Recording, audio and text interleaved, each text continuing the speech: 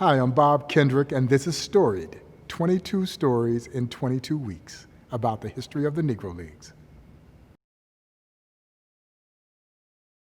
Well, as I sit here on the incredible Field of Legends at the Negro Leagues Baseball Museum, in center field behind me is the legendary Oscar Charleston, whom my friend Buck O'Neill would say without hesitation, the greatest baseball player he ever saw.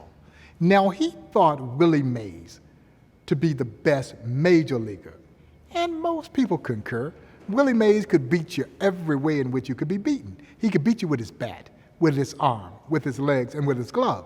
And of course, Willie Mays' career began in the Negro Leagues with the Birmingham Black Barons. But Buck believed the man in center field, Oscar Charleston, to be the greatest baseball player he had ever seen. Oscar Charleston was an early era Negro leaguer who could do it all.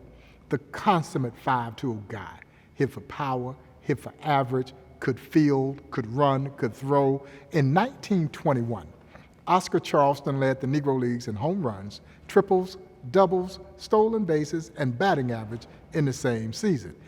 If you were going to compare him to a major league contemporary, he had the defensive abilities of Tris Speaker, the tenacity of Ty Cobb, and the bat of Babe Ruth rolled into one dynamic package. And old Buck says he never saw a center fielder who could go back on a ball the way Charleston could. So he played a very shallow center field. And so you couldn't bloop it in front of him, and unless you hit it on a rope, you couldn't get it over his head. I'm sure many of you can recall the great running over-the-shoulder basket catch that Willie Mays makes in the World Series. Quite frankly, the throw was better than the catch, but the magnitude of that catch in the World Series, that's what everybody remembers.